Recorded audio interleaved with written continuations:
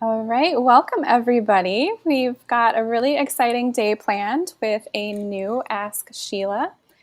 Today we have Carolina, Community Marketing Manager, Sheila Janakos, our CEO of Healthy Horizons, and myself, Azar Aguilar, the Marketing Manager of Healthy Horizons. So today we're going to have some questions that were submitted as a part of Ask Sheila, and then will be asking for live questions from Facebook and YouTube. And if you guys have any questions on any lactation items, anything, that's the theme for today is Ask Anything, please feel free to submit them via those methods. So I'm going to switch over here to our slides here.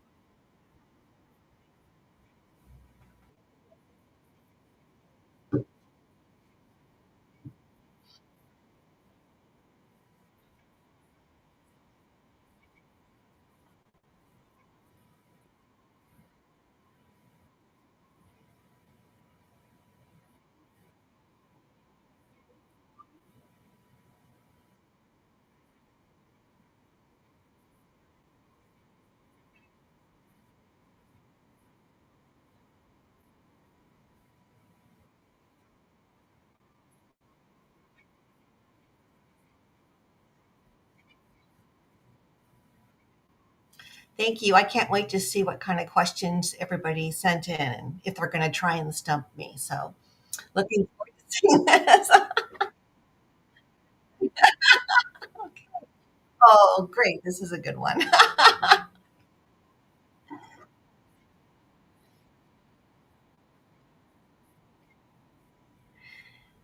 Yes, your milk can change colors.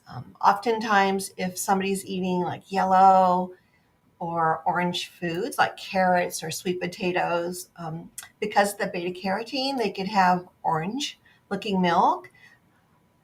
Milk in general looks sometimes bluish as it matures. And then if somebody's eating lots of green vegetables or like seaweed or chlorella or algae, they could have green milk. So, yes, milk can vary in colors and it will be temporary. It will probably after a couple hours, after it turns that color, it will start to go back to its normal color. But yeah, you could have a whole rainbow there if you really want to.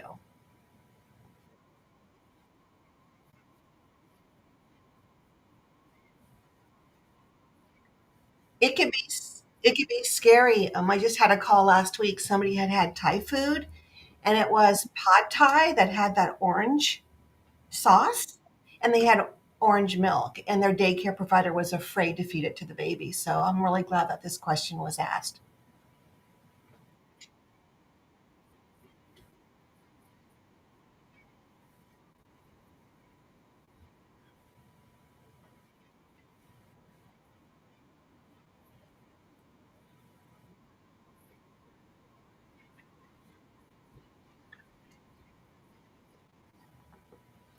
People can know. I want people to know that the inverted nipple typically changes throughout pregnancy and then once lactation begins. So the nipple will change and grow.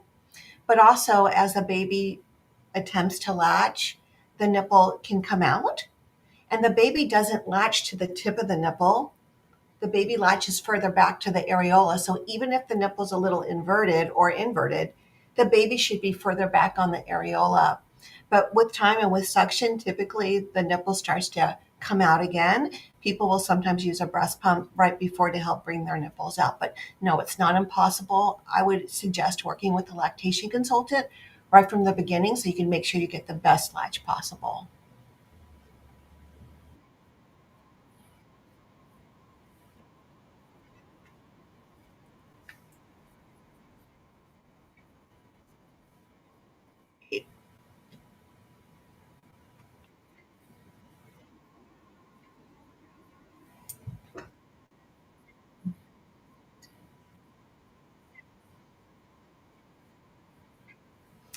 Absolutely. There's no reason why you shouldn't be able to breastfeed your baby. Sometimes with implants or breast surgery in general, depending on how the surgery is done, whether it's the incisions on the areola or if it's underneath the breast, in the armpit, behind the chest wall muscle, or in front, sometimes there could be some variations that could cause some other issues, but you should be able to breastfeed and it's safe to breastfeed. If there's silicone is inert, it does not affect breast milk, and it should be also enclosed in the little implant. So you should be fine. It shouldn't impact milk production unless we really have a lot of issues around the areola where there was incision, and then we'd be working with you to help get things stimulated more, maybe with a breast pump, but you'd want to talk to your lactation consultant about that. But please breastfeed. It's fine.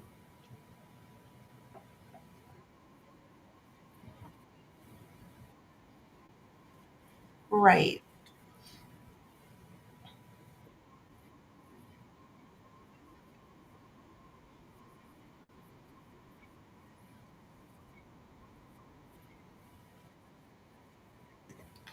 I'm going to say no.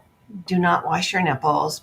But when you shower, in the morning, it's okay. I wouldn't soap the nipples up, but just soap yourself up and let the water and the soap run down over you and rinse.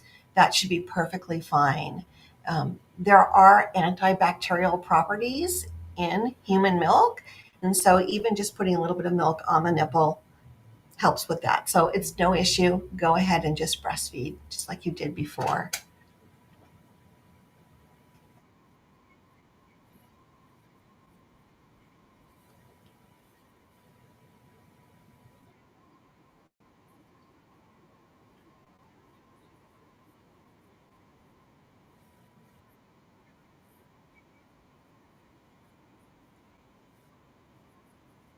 Right. So one breast oftentimes is the leader of the pack. So that is completely normal. And there could be many reasons. Maybe the baby had more opportunity to stimulate that side early on. What some people do is they try and pump the other side maybe after a feeding to try and just get a little bit more stimulation to even things out. But it's fine. There's not a physiological issue with that. And afterwards, once the baby's weaned, typically they go back to where they were before. Yeah. So you'll be fine. That's great to know for that.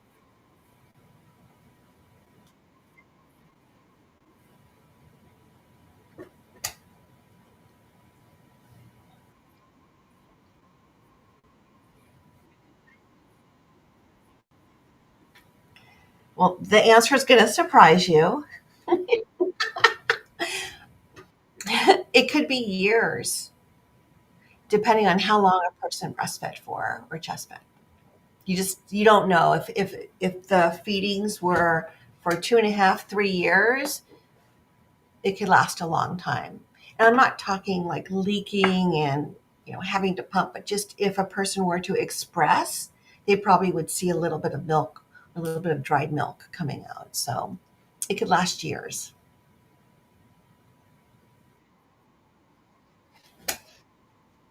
Yeah, and it can be scary because they're like, why is this still happening? It's totally normal.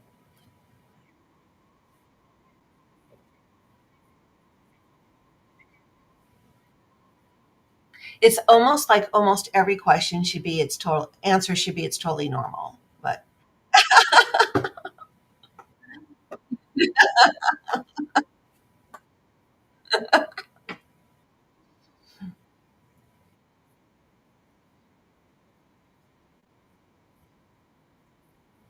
you forgot to tell me how many beers you had. So if it's a beer, like a beer, it takes probably 2 hours for the alcohol to leave your system. It's the same as blood alcohol. The same amount would be in human milk. So if you're legally drunk, what is, zero point zero 0.08 or whatever the new number is, that's how much alcohol would be in your breast milk. So very, very little. If you wait 2 hours, it's gone. So if you drink a beer once in a while or a glass of wine, it's probably not an issue. it's that chronic drinking that we just don't know about, like, and we don't have a lot of good research. So once in a while, it's probably fine if it's like one, not 12.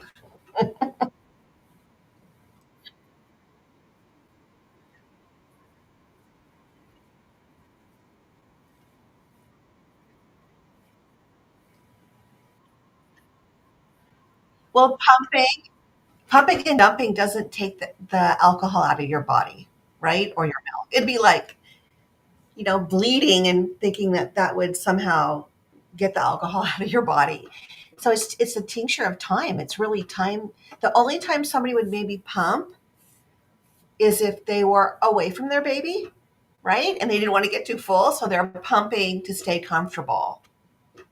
And maybe they might not save that milk, but pumping alone won't take care of the issue of having alcohol in your body or in your milk.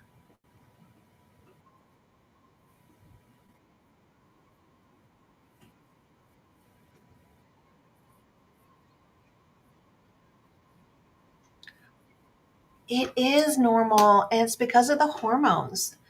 There's a couple hormones that are at play. One is oxytocin, which is the hormone that helps with the milk letdown, where the milk is able to kind of like squirt out, right? But that also is the hormone that happens during labor. It's the hormone that happens during sex. It's the feel good hormone, and it can relax and calm. So that's might be the little like the off feeling. And sometimes people can feel a little sleepy. But the other hormone is called CCK, or cholecystokinin. And it's also a hormone used that our body produces during digestion. And the baby also produces that when the baby's being fed. But this hormone we release while we're nursing, and it can make us sleepy. So, yes, that could happen. So, just be prepared for that.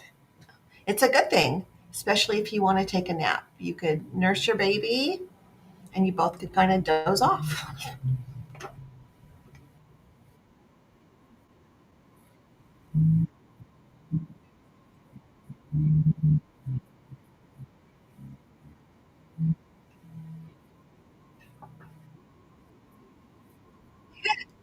Yes.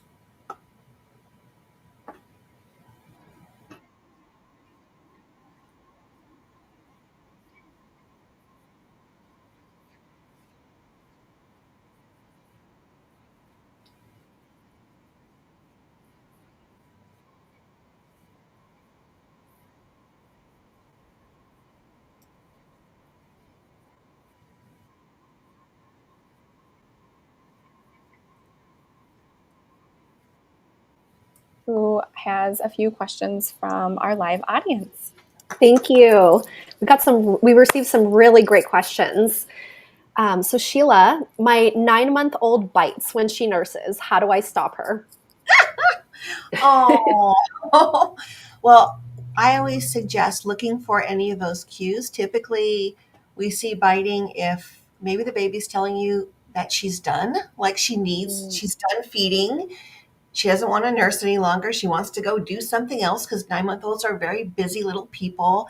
And if you try to force the baby to stay in longer, sometimes you'll see some biting. So be proactive. Look for the signs before. And then when the baby's doing a really good job, let her know. Praise her. Tell her, this doesn't hurt, mommy. This feels good. Lots of positive reward. At 9 months, they know they could tell tones and they know when you're upset with them. So it's really interesting. You can communicate. If they're doing it over and over again, one technique is you can just push the baby in for a second. It just blocks the nose for 1 second and it kind of startles them and they'll open their mouth. But I love the positive reinforcement one better. Mm-hmm. That makes sense. Another great question we got is I see recipes for lactation cookies everywhere. Are these actually helpful and can they be harmful? Well, I think the only harm would be too much sugar. But the oats and the brewer's yeast and the flaxseed that are often in these cookies are good for you and it's fine to take. And people do feel that it's helpful. Is it a placebo effect? I don't know. But if it makes people happy and they're feeling like it's helpful, then go for it. But I would just watch the amount of sugar. Does breastfeeding latching change over time? It absolutely does. And so often I'll have people with an older baby who is, maybe starting to do some acrobatics during nursing. They'll latch very shallow and it looks like it's a terrible latch, but as long as everybody's comfortable, it really doesn't matter.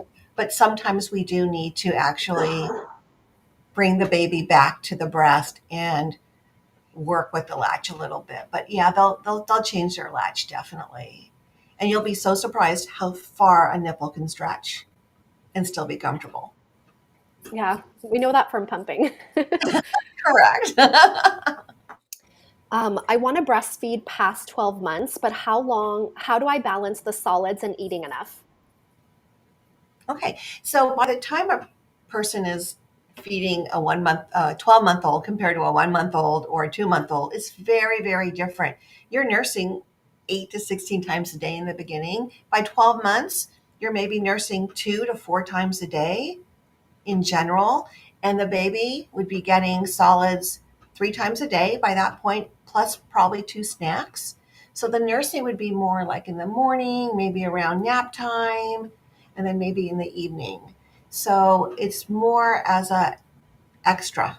The main source of nutrients at this point are going to be solid foods. That ties into our next question. Okay. There's a few more. Can you please explain the new AAP recommendations? So that's the American Academy of Pediatrics. Absolutely. So up until recently, the American Academy of Pediatrics was recommending that babies be breastfed exclusively. That means nothing else is being fed to this baby for the first 6 months. And then after 6 months, the introduction of solids and the baby being breastfed for at least a year or longer. So everything else is the same now except the last part. Now it's at least 2 years or longer. And when we say nursing at 2 years, it's not nursing again, like 8 times a day. It may be once a day. It may be once every other day. It can really vary as the baby gets older. I've definitely had parents who told me they were nursing once a week. So, and there's still enough milk for that one time a week. So that's what that recommendation means. And you might ask, why do they say 2 years? Because we know that it takes at least 5 years for the baby's immune system to fully develop. So even this little amount of breast milk here and there is going to be super helpful. And it also helps normalize a baby's nutrition, because if anybody's had a toddler before, they'll go days with like eating hardly anything. And you're like, how are they surviving? And if they're getting some breast milk here and there, they're getting all those nutrients. So it helps normalize and just kind of like that little insurance policy. That's great. 2 more questions. Okay. Why does one breast make more milk than the other? And why does my milk supply drop a week before my period or during? Okay, so those are 2 separate questions. We don't know why one breast makes more milk than the other. It could be, again, because there was more stimulation on that side. Maybe there's more milk producing tissue on that side too.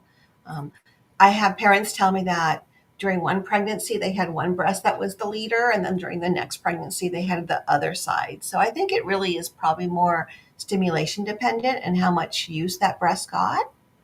So let's answer, so that question's answered. And then the one about the period, could you repeat that to me again? Yes. Why does my supply drop a week before my period and during? Okay, so that's the hormone shift, right? We start to have that estrogen withdrawal.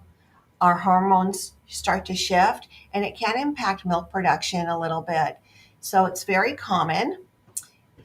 After a few days into the period, typically things start to come up again. So people will start to chart things so they kind of have a little idea, and they might start taking some galactagogues, maybe like moringa or goat's rue, shatavari, right before they notice they're about to start their period, just to kind of have that little extra oomph. So that's normal, and it usually starts to regulate after several months. Like the body kind of is not in shock when it has its period. Yeah. Were those all the questions? Yes. Thank you, Sheila. Sure. Those were great questions. And if anyone has any more, feel free to jump online again with our different, we are on Facebook, Instagram, LinkedIn, Twitter, and I know I'm forgetting one, Carolina, YouTube as well. Yes. Yeah. So this will be available for replay on YouTube and Facebook, and we'll also be making it available as smaller segments for those just having available for shorter listening period time. Thank you guys so much again for joining us. And Sheila, it's just always so great to have your expertise and letting people know again that it's normal. It's fine. Well, thank you. Thank you, everybody.